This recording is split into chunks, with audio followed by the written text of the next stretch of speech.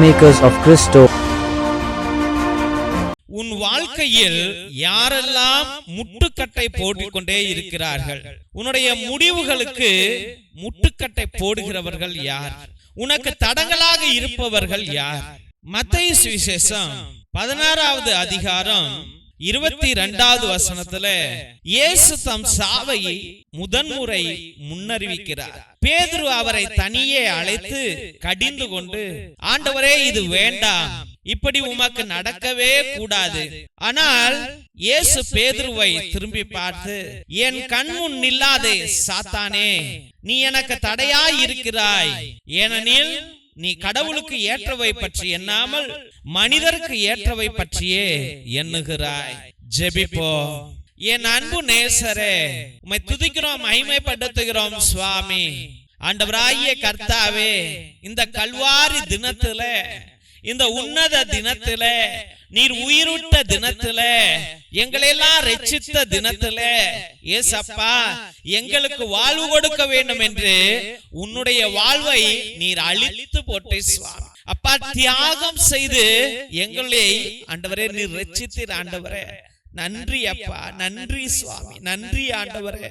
உம்முடைய மரணம் தான் எங்களுக்கு வாழ்வு கொடுக்கும் என்பதை தந்தையாகிய கர்த்தர் எழுதி வைத்திருக்கிறார் சுவாமி. அப்பா, ஒரே பலி ஆண்டவரே, ஒரே நேர்த்தி ஆண்டவரே, ஒரே தியாகம் சுவாமி, ஒரே உயிர் பலி ஆண்டவரே, ஒரே பரிகாரம் ஆண்டவரே.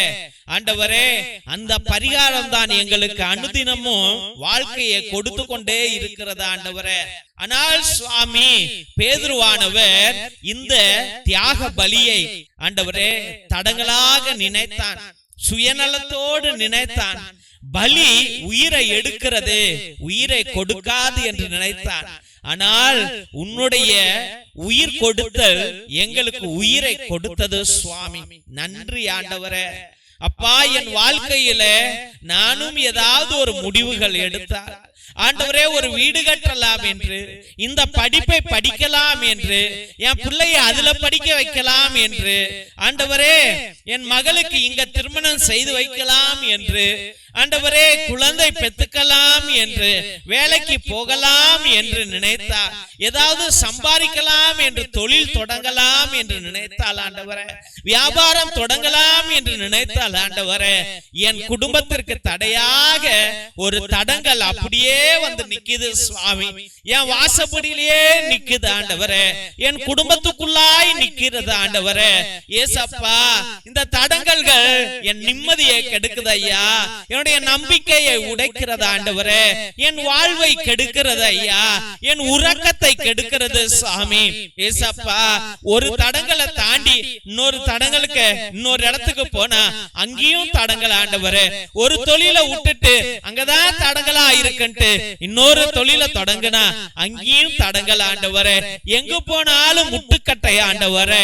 ஏசப்பா, என் மனைவியே முட்டுக்கட்டை போடுகிறாள், என் கணவனே முட்டுக்கட்டை போடுகிறான், என் பெற்றோரே எனக்கு முட்டுக்கட்டை போடுகிறார்கள். இதெல்லாம் எதுக்கு? இதெல்லாம் தேவையில்லை, இதெல்லாம் நல்லது இல்ல, அப்படி என்று முட்டுக்கட்டை போட்டு என்னுடைய வளர்ச்சியை கெடுக்கிற என் அண்ணன் தம்பிகள், அக்கா தங்கைகள் கூட இருக்கிறார்கள் சுவாமி. ஆண்டவராகிய கர்த்தாவே, நான் முன்னேற கூடாது, காசு சம்பாதிக்க கூடாது, என் வாழ்க்கை செழுமையா இருக்க கூடாது, நான் ஒரு இடத்தை அடையக்கூடாது என்று என் சொந்தக்காரர்களே நினைக்கிறார்கள் ஐயா. என் வீட்டுல பக்கத்துல இருக்கிறவனே நினைக்கிறான் சுவாமி. ஆண்டவரே, அதன் நிமித்தமே இன்று நான் பரதேசியாக இருக்கிறேன் ஐயா. ஐயோ, இந்த காரியம் செஞ்சிருக்கலாம் அல்லவா, ஐயோ அந்த இடத்தை வாங்கியிருக்கலாம் அல்லவா, அப்பயே வீடு கட்டிருக்கலாம் அல்லவா, அப்பயே திருமணம் செய்திருக்கலாம் அல்லவா, அப்பயே வேலைக்கு போயிருக்கலாம் அல்லவா, தடங்கள் வந்து கெடுத்து விட்டதே என்று இன்று எத்தனையோ பிள்ளைகள் சுவாமி மன உடைந்து போய் இருக்கிறார்கள். ஆண்டவரே, எங்களுக்கு நீர் கொடுத்த வாய்ப்பை நாங்கள் சரியா பயன்படுத்தல ஆண்டவரே. பயந்து போனோம் ஐயா, காசு இல்லாத நேரங்கள் அது ஆண்டவரே. அப்பா, தைரியம் இல்லாத நேரங்கள் ஆண்டவரே. அப்பா, யாரும் துணை இல்லாத நேரங்கள் சுவாமி. அதன் நிமித்தமே நாங்கள் இன்று அப்பா பிச்சைக்காரர்களை போல வாழ்கிறோம் ஆண்டவரே. ஏசப்பா, எங்கள் பாவங்களை மன்னிங்க ஆண்டவரே. எங்களுக்கு கிடைத்த வாய்ப்பை நாங்கள் நழுவ விட்டுட்டோம் சுவாமி. ஏசப்பா, எங்களை காப்பாற்றுங்க ஆண்டவரே. எல்லாத்தையும் இழந்து போய் கிடக்கிறோம் சுவாமி. எங்கள் வாய்ப்பை நாங்கள் சரியா பயன்படுத்திக்கல. அப்பயே என் மகளுக்கு கல்யாணம் பண்ணிருக்கலாம் இல்லையா, அப்பயே என் மனைவியோட சேர்ந்து வாழ்ந்திருக்கலாம் அல்லவா, அப்பயே பிள்ளைகளை படிக்க வச்சிருக்கலாம் அல்லவா என்று இன்று எத்தனையோ பெற்றோர்கள், எத்தனையோ பிள்ளைகள் கவலைப்பட்டு கொண்டிருக்கிறார்கள் சுவாமி. தேவனாகிய கர்த்தாவே, என் புள்ள நல்லா படிக்கணும், அவன் நல்லா வாழணும்னு நினைச்ச ஆண்டவரே, நோயால படுத்து கிடக்கிற ஆண்டவரே, ஆண்டவரே அவனுக்கு அவனுடைய வளர்ச்சிக்கு முட்டுக்கட்டை சுவாமி. என் மகளுடைய வாழ்க்கைக்கு முட்டுக்கட்டை ஆண்டவரே. ஏதோ என் குடும்பத்தை தடுத்து கொண்டே இருக்கிறது ஆண்டவரே. என் பிள்ளைய நான் கரை சேர்க்கவே முடியல ஆண்டவரே. கரை சேர்க்காமலேயே செத்து போவேன் அப்பா. ஏசப்பா, என் மீது கருணை கொள்ளுங்கள் என்று இயேசுவே இந்த வீட்டுல ஆண்டவரே இவர்கள் முன்னேற விடாமல் இவர்கள் சந்தோஷத்தை கெடுத்து கொண்டிருக்கிற எல்லா சாத்தான்களையும் ஆண்டவரே, செய்வினை மாய மந்திர தந்திரங்களையும் ஏவல் பிசாசுகளையும் தாயத்து தகடுகளையும் ஆண்டவரே, அயலார் ஏவி விட்ட எல்லா மந்திரங்களையும் ஆண்டவரே இப்பொழுது உம்முடைய கல்வாரி திரு ரத்தமானது எரித்து ஓடட்டும் ஆண்டவரே. நரக அக்னியினாலே எரித்து ஓடட்டும் ஆண்டவரே.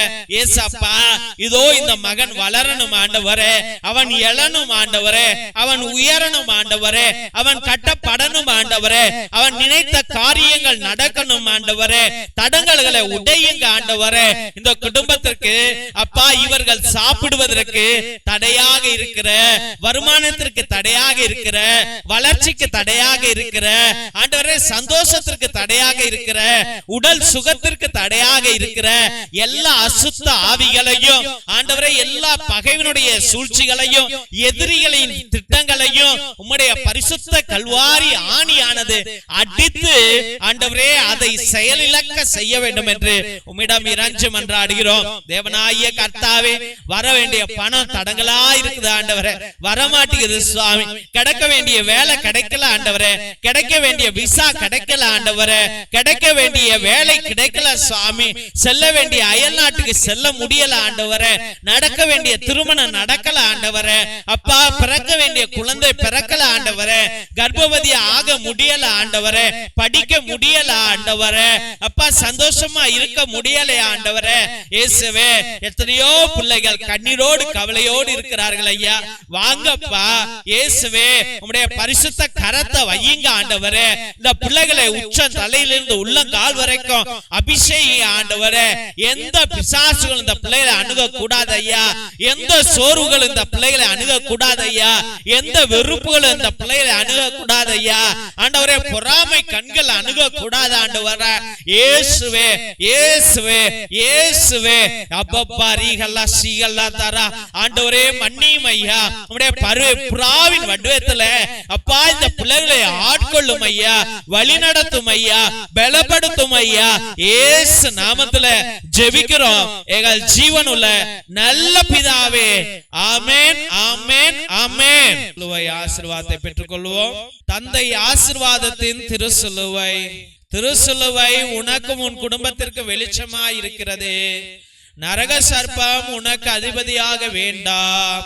சாத்தானே அப்பாலே போ. அபத்தங்களை பிள்ளைகளுக்கு போதிக்காதே.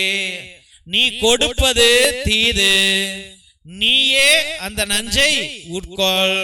திவ்ய நற்கருணை ஆசீர்வாதத்தை பெற்றுக் கொள்வோம். எல்லாம் வல்ல இறைவன் தந்தை, மகன், தூய ஆவியார் உங்களையும் உங்கள் குடும்பத்தாரையும் ஆசீர்வதித்து வழிநடத்தி காத்தருள்வாராக. ஆமென், ஆமென், ஆமென்.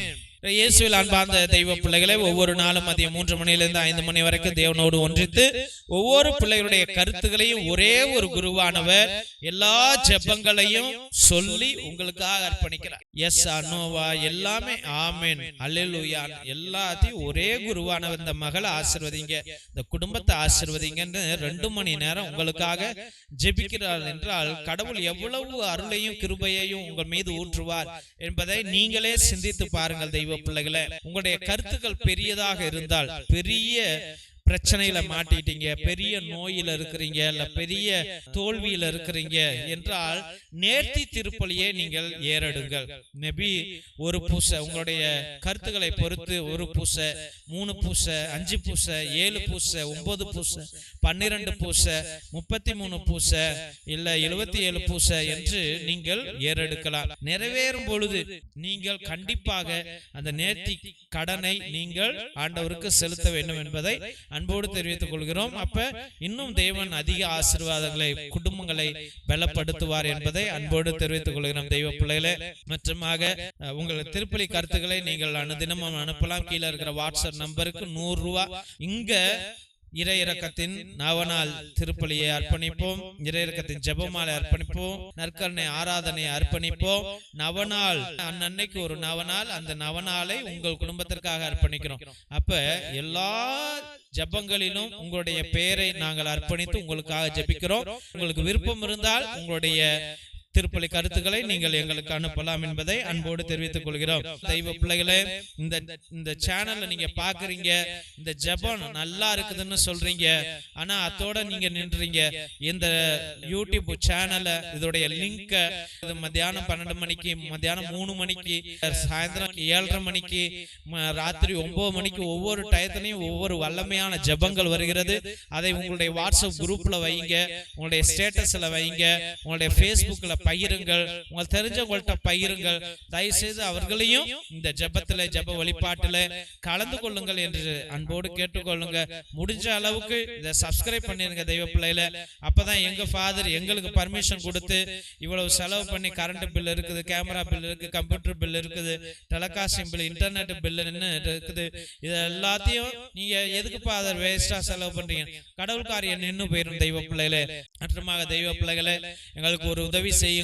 உங்க குடும்பத்துல சின்ன சின்ன பிள்ளைங்க இருக்கலாம், பேர பிள்ளைங்கள் இருக்கலாம், தெரிஞ்ச அண்ணன் தம்பி பிள்ளைங்களுடைய பிள்ளைகள் இருக்கலாம். இவர்கள் எல்லாம் பயன்படுத்தின ட்ரெஸ்ஸஸ் இருக்கலாம். அவங்க இப்ப ட்ரௌசரு, சட்டை, ஸ்கர்ட்டு, சுடிதாரு, நல்ல நல்ல ட்ரெஸ் எல்லாம் இனிமே பயன்படுத்தாம அதை தூக்கி 100 ட்ரெஸ் வச்சிருப்பீங்க, அதை தூக்கி பரணியில போட்டு வச்சிருப்பீங்க, இல்ல பயன்படுத்தாம இருக்கும் மூளையில போட்டு வச்சிருப்பீங்க.